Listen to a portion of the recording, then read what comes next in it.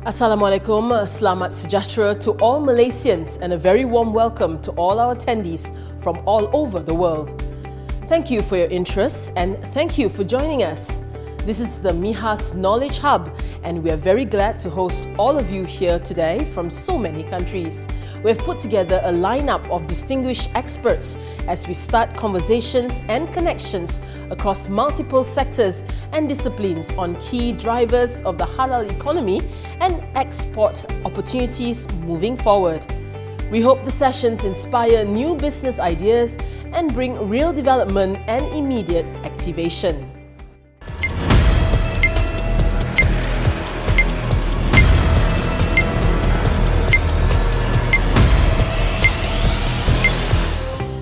Our first session of the day is the 5th plenary session on trending topics, which examines current scenarios, opportunities and technologies that are likely to be part of the new normal. It is now my pleasure and honour to introduce the moderator for the session, Mr. Dhaliff Anuar, Head of Halal Consultancy and Advisory at the Halal Development Corporation (HDC).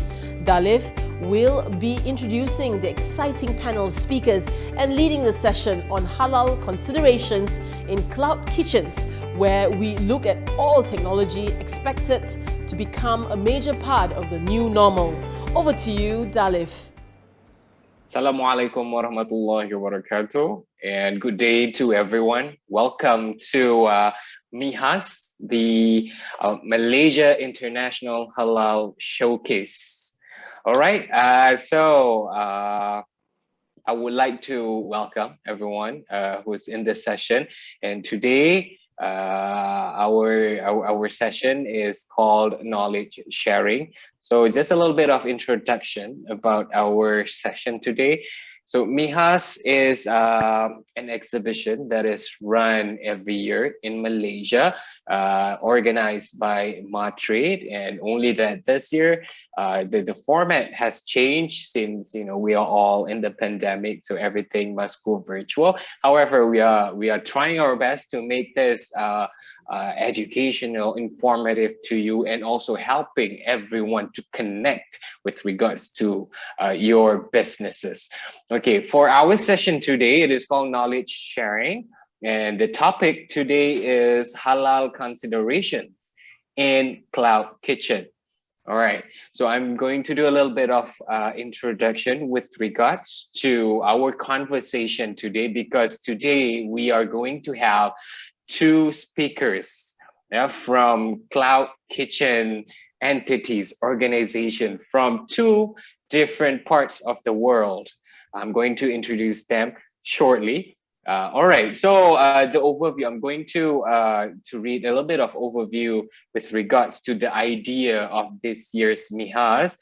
So the need, there is a need for the industry at the moment, especially today, to be more practical, and everyone needs to be more current and also sustainable. The pandemic has set off an unprecedented chain reaction of global disruption and also financial crisis. Despite of the challenges, there has been notable developments in the halal economy, and led by an acceleration in digital transformation, disruption to global supply chains, and increased food security initiatives. Knowledge sharing at MIHAS, our event here, focuses on several key drivers and opportunities in moving forward. All right, there are four contexts of our entire event. Number one, there is our contact is we are going to discuss on trade and also halal and digitalization and the current trend. Okay, just a little bit with regards to our ideas on each of these contexts. So trade, our idea is to identify the main knowledge sharing pillars in line with the NTB thrust, engage partners across the halal ecosystem to create content that serves as catalyst for real development, showcase of Malaysian export offerings to the world, connection for Malaysian exporters to global markets, immediate activation, gateway that leads to projects that can be reviewed in 3 months and 6 month time. So that is our goal, the first contact. And number 2, halal, to strengthen the halal export ecosystem and showcase the diversity in the halal sector, highlight current scenario and landscape in the sectors and subsectors relating to halal, address opportunities in halal arising from global health and economic concerns, form strategic plans to pivot the current pandemic effect, and showcase Malaysia's strength when it comes to halal. All right, and then our next context is digitalization. Our idea is to harness the growth through technology and e-commerce by examining how digitalization has and will be part of the halal supply chain and global demand. To introduce concept of Sharia compliant digital solutions, practical digital economy solutions for the halal sectors. And next, current trends. Our idea of tackling the current trends is to pursue sustainability and innovation by featuring what's new and what's exciting in the world of halal, successful women in halal as well, tech startups and disruptions, and Gen Z perspective on halal. So this is our entire objective with regards to MIHAS. All right, for our conversation today, we are going to focus on cloud kitchen. What is cloud kitchen? Cloud kitchens allow F&B businesses to deliver seamless customer experience, reduce costs, and ensure smooth and consistent management of operations.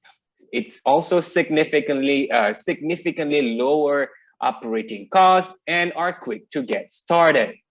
So we are going to find out more later.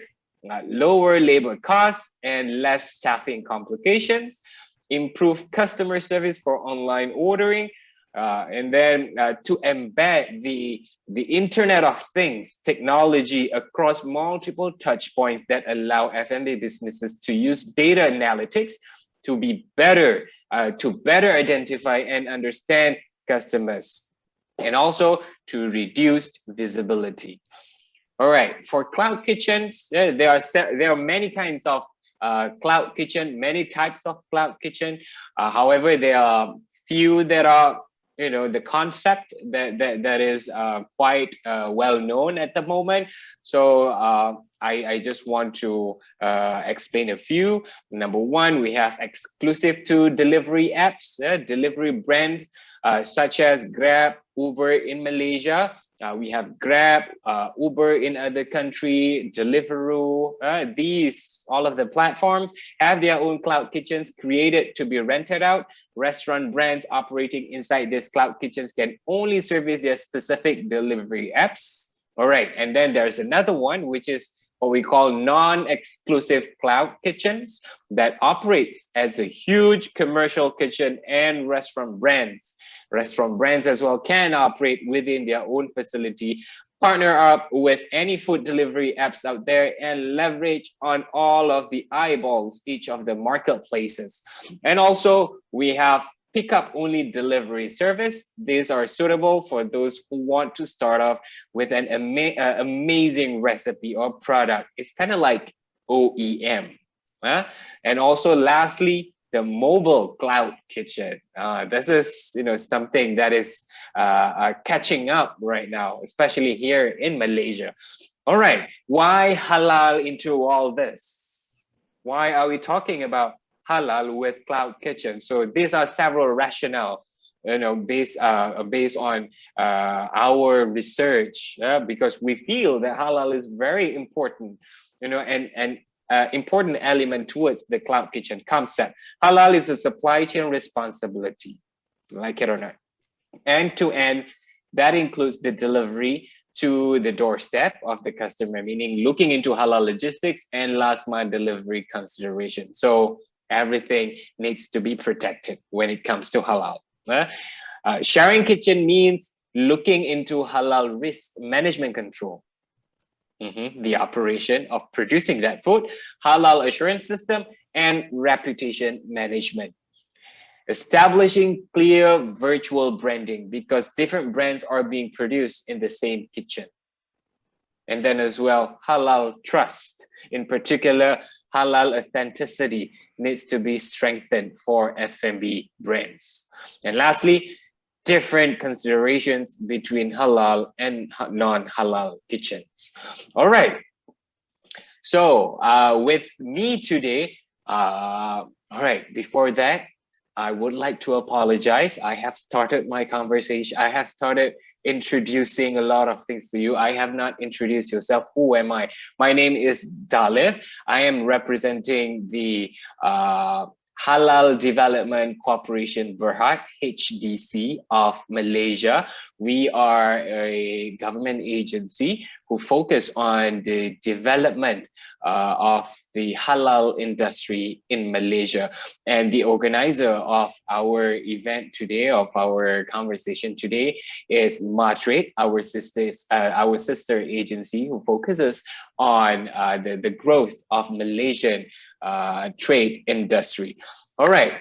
So now I would like to introduce you to our speakers today. We have two individuals who are from two different part of the world. Okay, all right. I would like to introduce to you to Huen Su San, the founder of COOKHOUSE Malaysia. Yeah, and also we have Mr. Jawad Chukrallah, the director of growth KITOPI, United Arab Emirates. Welcome, Mr. Jawad and Susan. Thank you, Dhaliff. Hi, Mr. Jawad. Hello, everyone. Hi, Suzanne. Thank you, Dhaliff, for the warm intro. All right. Okay, so let's start our conversation about cloud kitchen.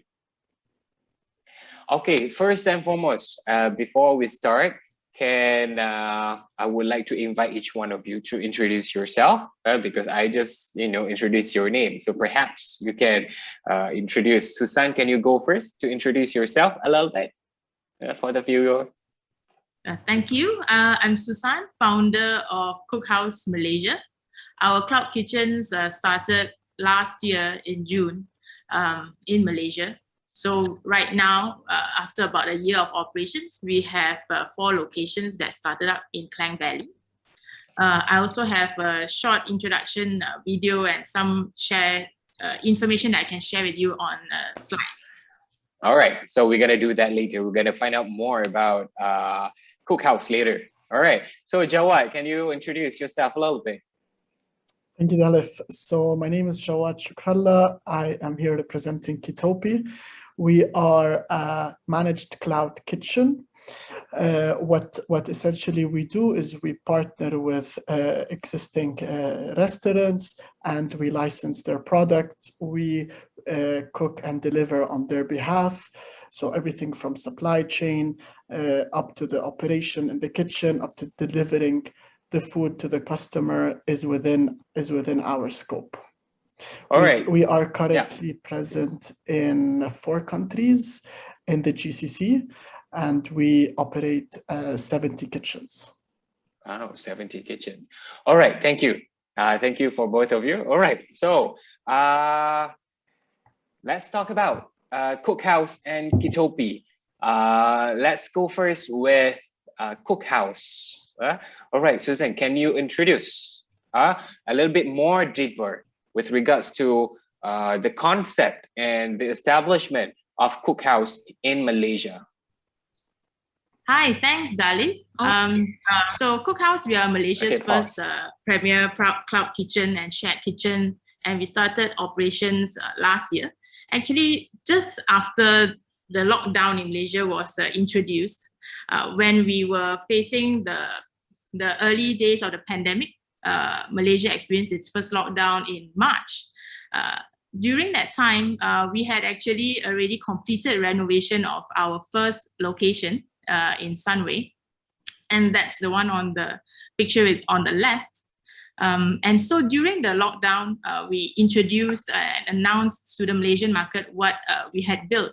And from there on, there were more interest in the cloud kitchen scene, which is still fairly new in Malaysia compared to other parts of the world, such as the UAE or in Korea, or even in Europe and the US. So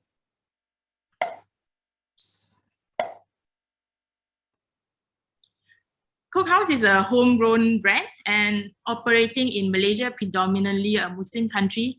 From the very start, we have actually taken halal considerations into heart when building our kitchens and planning how the different operators will actually operate together in our cloud kitchens. So we are not a full stack kitchen. We rent out our kitchen facilities, equipment, and services to different F&B owners who can actually come in and use our kitchens. So planning from the start was very important for us to ensure that halal considerations were already in place. So right now we are in a few locations in Klang Valley. The first one was in Sunway, and then we are also in Bukit Bintang, in section 17 PJ, Taman Tun, and also one more coming up in Jalan Ipoh.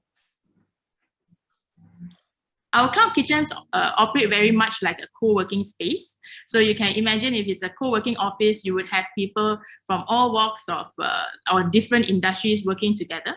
So our kitchens are built specifically for the F&B industry, but we do have food operators who are coming from different backgrounds. Some are new startup companies, some are larger players who have been in the industry for many years. And there's also people who are operating all sorts of different F&B businesses. So at COOKHOUSE, we aim to give all the F&B businesses a head start by giving them speed to market, because they can save a lot of time and cost from renovations, much lower capital investment as well, because they would not need to invest in the equipment and the facility. And also by having shared resources, like COOKHOUSE invest and put in all the equipment, they would be able to actually just pay on a monthly rental and lower their risk of operations. We also give them access to network, connect them to different delivery platforms, as well as a whole host of services that we also provide. So in our COOKHOUSE community, you could see predominantly would come from the online delivery food brands. Some means F&B players who are actually delivering via different delivery platforms such as Grab or Food Panda or AirAsia, and right, coming up soon, I guess, Shopee Food.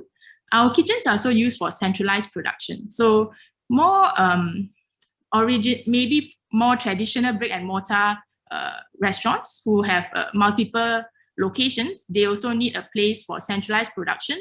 So these businesses also can make use of our kitchens. We also help with bulk production or small batch, because we have huge equipment that can assist with that. Also, somebody who might be doing meal prep or ready-to-eat meals, they can also use our kitchens. We also service food caterers, bakers, pastry chefs, or even B2B and B2C food suppliers. So ingredient suppliers who might be maybe selling seafood online, or somebody who might be selling meat or poultry, they can even come into COOKHOUSE to do marination, to do packing before sending them out.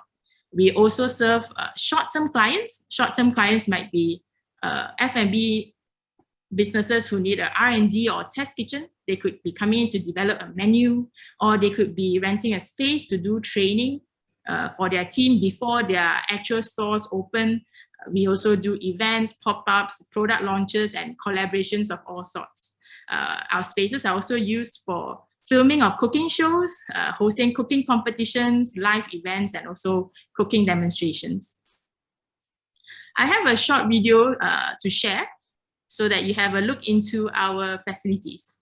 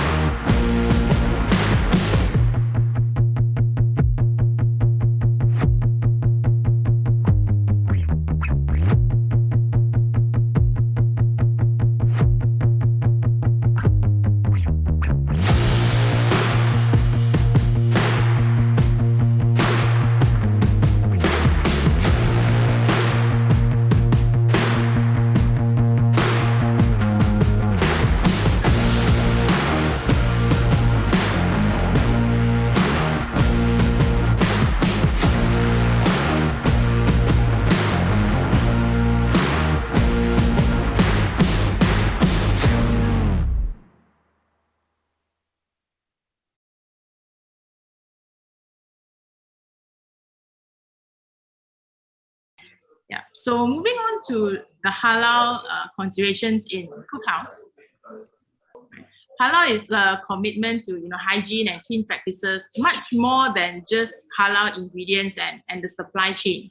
So we realized from the very beginning that when building our kitchens and having the business model that we have, many different operators who are doing different kinds of food, so that we have to have many considerations in place that would actually still be able to ensure halal certification within our premises. So some of the halal initiatives that we have already taken at Cookhouse, of course, by building halal ready and compliant kitchens in accordance to JAKIM Malaysia. We put in, surahs, we put in locker rooms, proper spaces for staff to have their meals, and all that taken into consideration. We also work with different institutions and agencies in Malaysia. We are very blessed to have many different institutions and organizations that support at the growth as well as introduction of halal to different sectors and around the world as well. So some of them are like Maybank Islamic or HDC, who actually connects Malaysian food entrepreneurs and all sorts of industries to the halal markets globally. We also make available fast-track halal certification programs. So for food businesses who want to, get halal certification, they can actually come to Cookhouse, and we run a 4-month program with them to ensure that they can get and comply with all the halal requirements. This is also besides to build food entrepreneurs and businesses who are halal ready for export industry as well for the halal global market. We also have an in-house management setup for halal and in-house halal committee. That's what I have to share about Cookhouse and our halal initiatives today. All right, now, Jawad, so we want to hear about KITOPI. Introduce us, who KITOPI is, what do you do? We are excited to know. Sure. First of all, great work done by Suzanne and all the team as well. Impressive growth. Given the limited time that the company has been created on. So I'll run you through what we are, where we are right now, what exactly is our model. So we are, as I said earlier, we are a managed cloud kitchen. We have started in early 2018, in January 2018 to be specific, in Dubai, which is one of the Emirates in UAE. We have started over there with one kitchen. Back then, delivery was still picking up. It was, considered, comparing it to now, it was still at its early days where, we've seen, the whole industry was on the delivery side was inefficient when it comes to delivery. And that's mainly to a couple of reasons. A typical brick and mortar store is geared more towards the dine-in takeaway as opposed to the delivery. That's one part. The second part as well is as the delivery was increasing, that is eating from the profits of a restaurant, and it becomes challenging for restaurants to continue, and let alone growing to multiple cities in the same country. So we've seen the trend starting early on. It was started by 4 co-founders, Mohammed Balut, Badr Ataya, Saman Darkan, and Andres Arenas, in January of 2018. And we started in one kitchen, as I said, in Dubai, and we started growing from there. Essentially, what we do is we partner with restaurants and we cook and deliver on their behalf. We license their products. We act as their franchise. It's not a typical franchise, consider it franchise 2.0, where they license their product to us and we would take it on our behalf to perform all the operational work, starting from the supply chain to the production, to the operation in the kitchen, and to delivering it to the customer. And at the end, the whole customer experience has to be on point. So this is what we do. We are considered the operating arm of restaurants, where the restaurants can free their time, focus on marketing, on brand equity, which would elevate the brand's position in the food scene, and we would be executing the operation, and this is our specialty basically. So we have ever since we started in the UAE, we had expanded to 3 other countries, namely in Saudi Arabia and in Kuwait and in Bahrain recently. And we are looking to expand further in the GCC to Qatar and other areas as well in Southeast Asia. So our mission is basically to satisfy the world's appetite.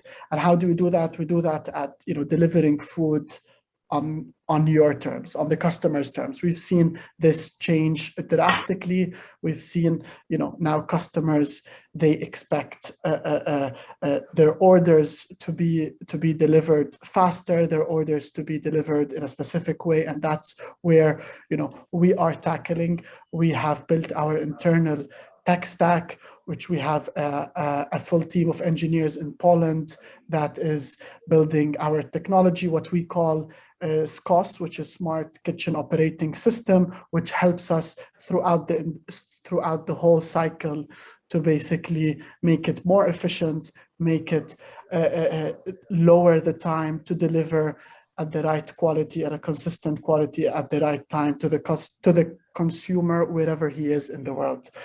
So this is our mission basically. To we are expanding. We are now covering several cities in the region, and we are continuing our growth. And yeah, that's exactly what we do. All right, thank you, Jawad. Okay, I've been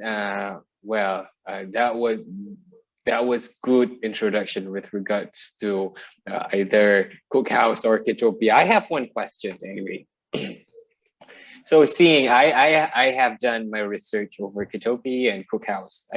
I have the first question, which is, what are your limitations? What are the things that you cannot do? Seems to me that you all can do everything. Is there any areas or sectors, or F&B subsectors that you are limiting yourself to, other than, because I saw pastries being done, in your presentation, Susan, and also I've read KITOPI's business operation. You are producing everything. So is there any limitations? Maybe Jawad first. Yeah, so let me go through. So probably I haven't highlighted on it earlier. So we are giving customers food on their terms, and we're currently doing that in 3 ways. Number one, it is delivering on-demand food. That is you ordering on Grab Food and the food coming in 30 minutes. That's something you have Grab that's in UAE. No, we don't. So we will soon, once we expand to Southeast Asia. That's number one. Number two is we've recently launched the groceries. So we are tackling the grocery segment. We've seen this on the rise. And number three is a subscription. So those are the 3 things as a subscription meal plans. Those are the 3 avenues we are currently tackling. Probably one of the things that we haven't tackled is probably the premium dine-in experience, which is something that is probably not of something we're looking at right now. Okay. So what about Cookhouse, Susan? Yeah, our business model is quite different from KITOPI. So in a sense, we don't do the cooking ourselves. All the food brands, they rent the kitchens from us, and they. So meaning you provide the facility. Correct. What about the operators? Yeah, so I think it's pretty much close to what Jawad pointed out. For cloud kitchens, we are a different kind of restaurant that's targeting for the online market. So it will be more difficult to give the same customer experience or service when it comes to dine-in restaurants. This is something that will always be a limitation for cloud kitchens, as a lot of people, especially in the market nowadays or in Malaysia, where our delivery market or cloud kitchen scene is still less developed, whether they feel that would cloud kitchens be the restaurant of the future. I think it is something like a good analogy would be having a brick and mortar restaurant and a kiosk in a supermarket. So let's say if you're selling ice cream or if you're selling a snack, it wouldn't be very efficient to run that from entire restaurant that's 2,000 square feet or 3,000 square feet. So a scaled down model delivers the same food to the customers, but you have a lot of cost and operations efficiency. So cloud kitchens will not in any way replace the traditional dining model, but it's something that I feel will coexist side by side, and they each have their advantages and limitations. Yeah. All right. Okay, my next question. Okay, I just want to ask this from your heart, each one of you. How has the journey been over the years? Maybe I understand COOKHOUSE, you just started since last year, but KITOPI, you have started quite, years ago, established already. So maybe Jawad, can you share with us a little bit, the journey? Sure. So I've been fortunate enough to experience a long time of the journey. I joined the team mid 2018. It's been, from the beginning, what I've seen, 2018, telling someone there's a cloud kitchen, they would basically not, everyone would be asking so many questions. What's a cloud kitchen? Me too. I wouldn't know. What is it? Exactly. So it wasn't as popular it is right now. And, there was a huge element of educating, the restaurant sector to start with about what's a cloud kitchen. A lot of people were afraid of it or saw the disadvantages of it more. So this has, I've personally seen how this has changed drastically, especially post-COVID, where, cloud kitchens are technically, they are on a big rise. And, if you think about it, an individual restaurant standalone on the street, during COVID, especially in the lockdown, was technically a cloud kitchen, where most of their sales were coming from delivery. A lot of those restaurants started innovating, creating more concepts, so that technically changed. They were operating delivery or cloud kitchens. So the journey has been very challenging at first, and right now, especially post-COVID, we've seen a lot of attraction. We've seen a lot of famous international franchisees wanting to hop on the cloud kitchens, and and that's just amazing to see how in a short time how this change has drastically elevated how business owners or how businesses are thinking of cloud kitchens, and this is just going to get more widely popular from a cloud kitchen space. All right. So Susan, what about COOKHOUSE? How was the journey? I know that you just started last year. And Jawad, just to let you know, in Malaysia, at the moment, and we are still under COVID lockdown. Yeah. So yes. Susan, how was the journey? Well, I think the past year has been a crazy one, really fulfilling one, and a learning journey, I would say. So looking at what KITOPI has achieved over the past decade, I think KITOPI is a big brother of all cloud kitchens globally. But in Malaysia, we have much more we still need to learn. Our online delivery market is still not as developed as other countries globally. So to find the right kitchen model in Malaysia that would serve our food entrepreneurs as well as our customers, we have seen so much change from delivery times being as long as 1 hour or more was not too long ago. Maybe just 2 to 3 years ago, maybe Jawad might find it surprising that it could take an hour for us to get our food. But yeah, with what happened with COVID, and we've had a huge boom, not only in the delivery platform or online food delivery sales, but as well as the riders who have come on board to serve the different delivery platforms. So this has really, I would say, made the model in Malaysia take off, where people now found food delivery more acceptable in Malaysia. The older generations, or maybe people who are like my parents or their age, they are also just only introduced to food delivery after COVID. We are still in COVID pandemic, but what I meant was, before this, it wasn't part of their consideration at all to order delivery. All right. Thank you, Susan. All right. So I have another question. It's with me. All right. This is my own question. I want to hear from each one of you, since that you are championing the cloud kitchen. Do you think that cloud kitchen is important, and why? So Susan, you go first. Yes, I definitely think cloud kitchens is important because there's been changes in behavior, purchasing patterns, and how people consume food, and also taking into account, the rising of real estate costs all over the world, globally, as well as in Malaysia. So, and we want to keep food affordable. We want to have it hot whenever we want to have it.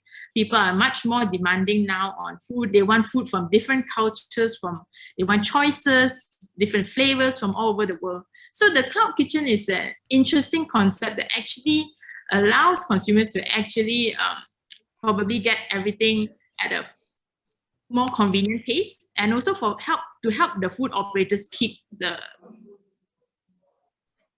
real estate costs, their labor costs, as well as just the production efficiency by having everything operated under cloud kitchen. So yes, I think cloud kitchen supports the different changes in behavior for consumers regarding to food nowadays. Okay, so Jawad, what do you think? Is it important? I think like Suzanne nailed it to the dot. I'll add, I think if I were, to look at it, there are, from a cloud kitchen, if we take it from a consumer's perspective, the consumer, their behaviors have changed post-COVID. A lot of people went online, started ordering food, and they will continue doing that if they are getting their food on time, the same quality. So, the expectations of customers has changed. Their behavior has changed. They now expect food much lower time than what they used to expect it in 2018 and 2019. Right now, if you are more than 35 minutes as a whole journey time, you are already late to the customer. So, and with those expectations that have been set very recently, a cloud kitchen is well positioned to serve those expectations by them, focusing heavily on delivery operations from beginning till the end. So that's from a customer's perspective. They are serving their new expectations, their enhanced expectations. If we look at it from a restaurant's perspective, cloud kitchens is there, to support them expand their reach to areas that they do not cover. So like Susan has mentioned, there are a lot of costs associated with a restaurant growing brick and mortar and incurring all those costs. So a cloud kitchen would be a very good alternative for them to expand to new geographies and reach new customers. So yeah, so cloud kitchen is it benefits different, all the different segments in the food delivery aspect. All right. Yes, I do agree with both of you. Now, even for me, what you just shared has just given me a new perspective, a new point of view with regards to cloud kitchen. To be honest, previously I don't really know about cloud kitchen because I never been to one. Now I can see the importance of cloud kitchen. All right, before I proceed to more questions with our speakers today, in this session, we have a polling feature where we would like to see your response, your viewers' response. You may vote either yes or no. So I'm going to be asking you a question, and let's see, which one, which one we're gonna see. Either yes or no. So my question will be, if you are a food producer, F&B producer, if you have currently have your F&B business, or you are aspiring to be a F&B producer, are you interested to be a part of cloud kitchen? Meaning that to have your production in cloud kitchens rather than, probably something that you wish for. So is it yes, you want to be a cloud kitchen? You feel like this is a great idea? Or no, maybe, there are some limitations, So just, you can click either yes or no. And let's see, by the end of the session, let's see the result. Okay? All right. Okay, understand. All right, what about Jawad? I know that, in KSA, the halal landscape is different. So what do you think when it comes to halal? Exactly your point. So the regions where we operate, which is in the GCC, the landscape is quite different. So, the suppliers, the ingredients we buy are already from suppliers that are halal certified. We as well, in our kitchen, since we handle the operation, we do all the checks. We have a full team, that checks that there are no non-halal traces of any item. So we have those checks going on. Also, we get, the government would as well do those checks. So we are taking all the means and all the processes to ensure that we're delivering, a halal product to our customer. Jawad, I would like to ask one thing just for you. Do you think that KITOPI, do you think halal certification is important for KITOPI's facilities, KITOPI's kitchens? This because we are two different. Because we are in two different ecosystem. Malaysia has its own trend, and Middle East has your own trend. So from your opinion, do you think that it is important for KITOPI kitchens to be certified halal? So obviously we would have to tweak or to see what is the country specific. So in the areas that, again, to my point, in the countries that we operate in, where we know most all the products that are coming into our kitchens are already halal certified. So this gives us a bit of ease. If once we go to new countries, we will have to see the laws over there. We'll have to see what is fairly common over there to be done, and we'll be doing it. So hopefully soon we are looking to expand in Southeast Asia. So we'll have to go over the regulations to ensure we're taking the right step to feed the customer as they would want it. All right. Yeah, that's good to hear. Okay, Susan. So why do you think, in your words, why do you think Cookhouse or the cloud kitchen in Malaysia, halal is important for them?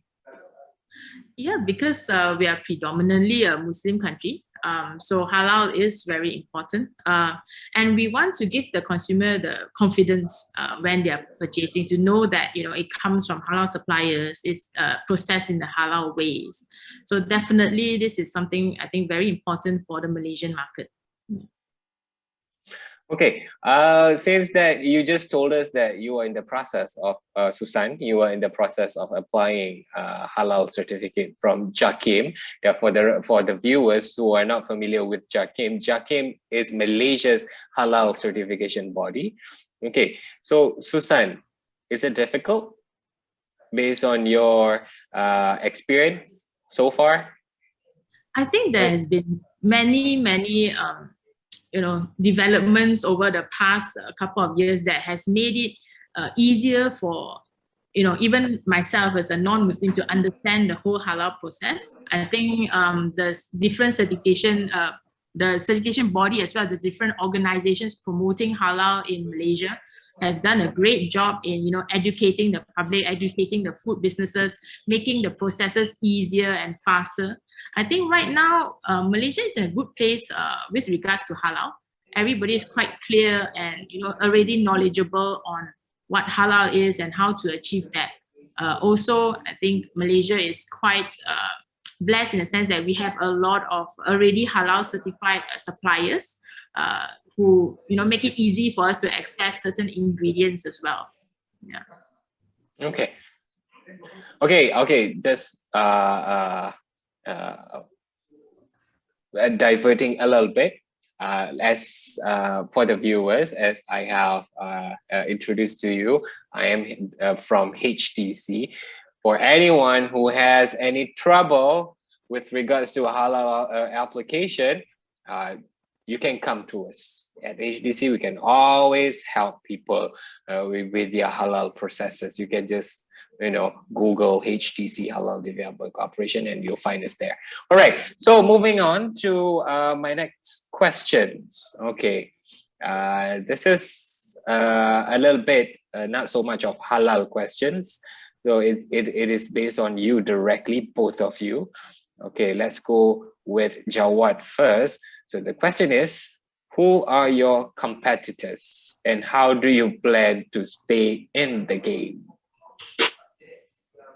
Very nice question. So basically, in the model, like as Suzanne has mentioned earlier, there are, and as you have mentioned, there are 3 different models. The model that we are tackling, which is the managed cloud kitchen, where we do the operations, there's not many players that are doing it. So we are, we have started it in 2018. We are the leading in the region, and we, that's one part. The second part is how we plan to stay ahead. Is basically we continue innovating. A big part of that is in our technology, which we are investing heavily on. We are betting heavily on. We have accomplished a lot through it, and just to give as well more perspective, we have built our operating system. We started at the beginning by partnering with different operating system. Soon enough, we realized, for this, for such a complex food delivery operation, especially in multiple countries, we would need to develop our own. So, and this is what we've been doing. This is what we've been doing exactly, and we have, and through the technology, it is helping us on different aspects. Number one, it's helping us reduce prep time. It's from how the order processing works, from how the order is, from how from the moment the customer places an order till we see it in the kitchen, till the person that is cooking, making sure that he has the right ingredient at the right time at the right kitchen, so that the prep time is within 8 minutes and passed on to the dispatch, and off it goes to the customer. There's a lot of data points that we capture that would help us analyze, where a shortcoming can be, and we directly tackle it. So a big effort of ours is going from our side is on our technology. All right. What about Cookhouse, Susan? Yeah, for Cookhouse, we are running a slightly different model. So our target customer is not the end consumer who ordered the food. We are actually providing services to the food operators and the food producers. So Malaysia has seen tremendous growth and interest in the cloud kitchen industry. as of the last 6 months. So when we first started, when the lockdown was announced, I think there were very few cloud kitchen players, or almost none. And a lot of Malaysians didn't know what cloud kitchens were, even food operators. But surely enough, because of the pandemic and the challenges the food businesses were facing, so many more people started to become interested in this model. And this also resulted in many competitors as of recent times in Malaysia, including full stack operators similar to KITOPI, but definitely on a much smaller scale, and not so much for licensing brands. Maybe they are operating their entire kitchen, where they are serving 10 different brands, but they are making the food and they are also delivering. We also have food delivery platforms now, like Dhaliff mentioned earlier, like GrabFood, like Foodpanda, who also have their cloud kitchens. So these are different options for the food operators when they want to decide or select should they come to Cookhouse. So, I mean, besides other cloud kitchens, Cookhouse model will always also be in competition to, should the food operator build their own cloud kitchen or their own, rent their own shop and their own restaurant and just deliver and make the food there for their business. So for Cookhouse point of view, we definitely look at building for the different food producers and businesses and how we can add value to them. And that is from the different services that we have. So we give them access to, bulk purchase prices for ingredients. We also have a lot of in-house system that connects them to the different delivery platforms. So at Cookhouse, we are not really competing with the different delivery platforms. We are part of the group that enables them, and we do encourage all our food operators to be on as many sales platforms as possible, because this brings in, generates different revenue income and gives them larger exposure to the market. I think this is a very important point as well. So for Cookhouse, we are focusing more on expanding our stable of services and value add that we can give the food operators. And I feel that it's where we will be differentiated against other cloud kitchens. Okay, adding to that, as a halal practitioner in Malaysia, I can add one point why cloud kitchen in Malaysia is important. It's because that if you want to be a halal producer, you have to produce your products, your food, in a specific licensed facilities premise. Typically, I understand that all startups, they're going to start from, from their own kitchen in their house.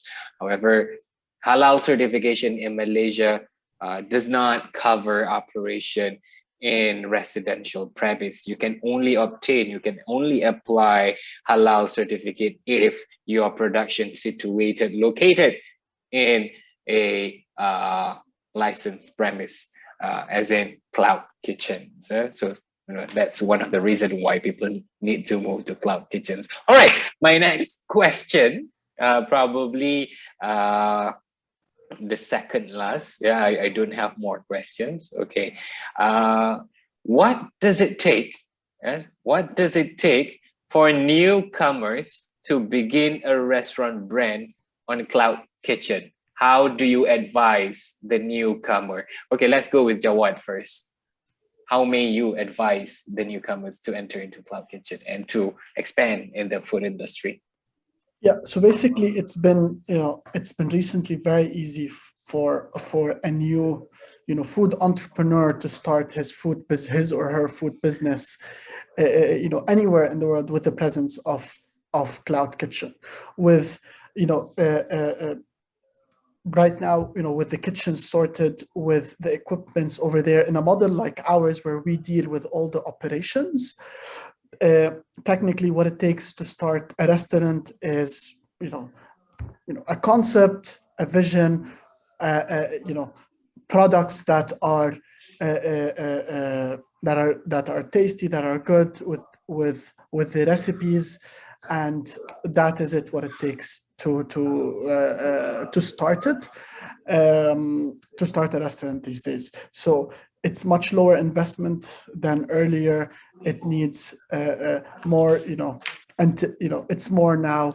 How can we market best this brand? How can we reach more eyeballs on the delivery apps?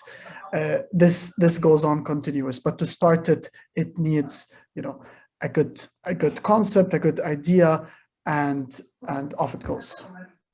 All right, Susan. Yeah, What do you think? Yeah, I totally agree with Jawad. I think the important thing is for the food operator to decide first on their brand, their concept. We had quite a few operators or aspiring entrepreneurs that decided to come and visit our kitchens, but they have not decided what kind of food they want to make.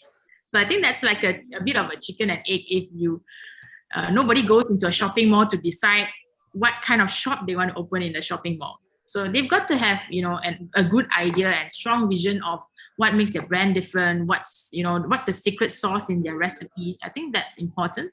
But in Cookhouse, people can get started in our cloud kitchens as low as $1,000 That's to get a space in one of our shared kitchens, and that basically lowers risk to almost nothing. But of course, they start off with being a one-man show, and they've got to invest in their own brand, whether it's in marketing. We also assist with that. But we've basically made it as easy as possible and even shared the risk or lessen the risk for the food operator themselves. Mm-hmm. I would say there's no better time to start a food business now than during the pandemic in a cloud kitchen. I agree. All right. Okay. So that goes the opinion from our both speakers. All right. With me now, there's only one question left, since that we have spoken so many things, with regards to Cloud Kitchen from KITOPI and Cookhouse, and all of you viewers, if you want to reach us, you can always, go to MIHAS platform and find us there. Okay, my last question for this session for each one of you, I just want to get, because I believe both of you believes, with the idea of Cloud Kitchen and how it's going to expand. In your words, Jawad, how does Cloud Kitchen shape the future of F&B and restaurant industry? In other words, how do you see the F&B industry going to be in the next 5 years? Excellent question. So, cloud kitchens have been around for not a handful of years, and we've already seen the disruption that has happened.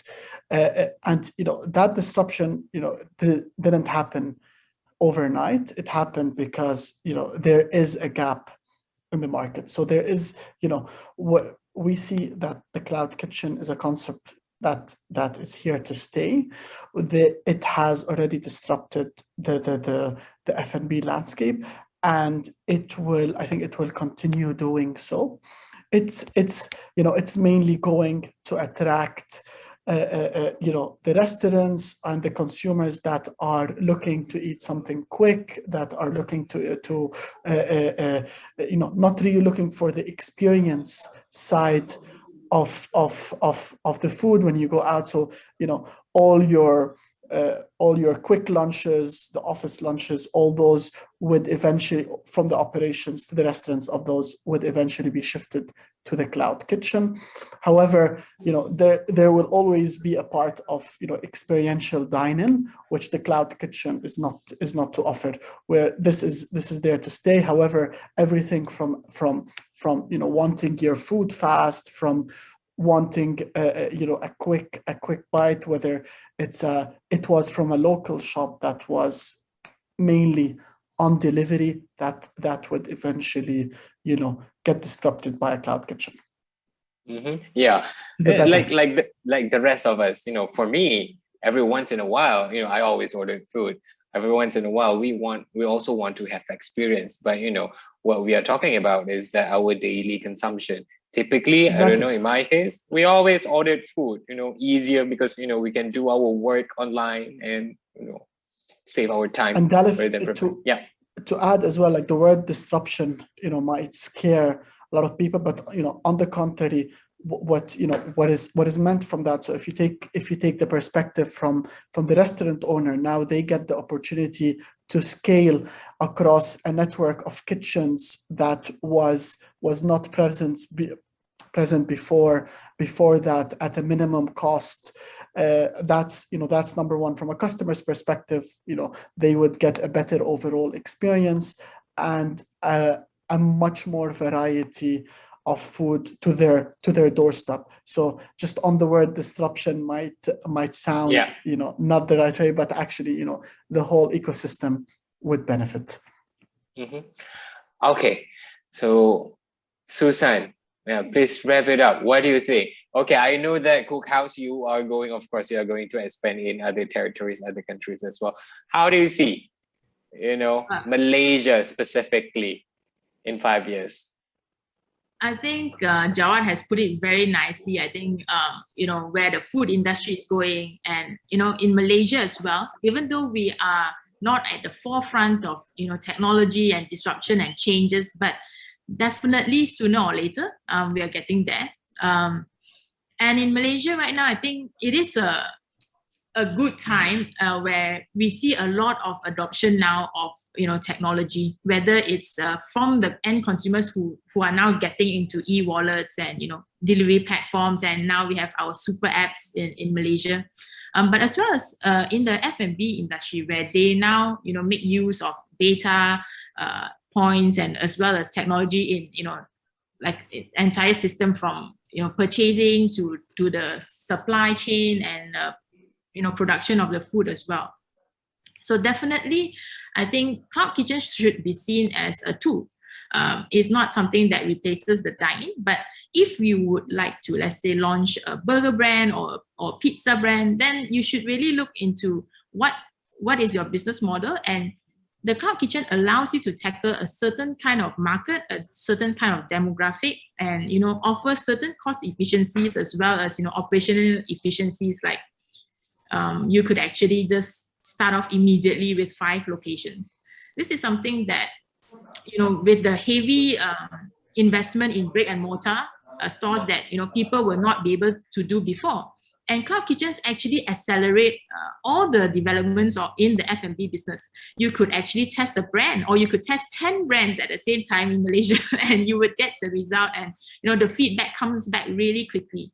So I think the cloud kitchens also accelerate cycles, and we might see more competitive food trends coming up, adoption of different trends coming from different countries, able to reach Malaysian consumers quicker than before. And I think all this would be accelerated by the cloud kitchen and also supported by it. All right. Okay.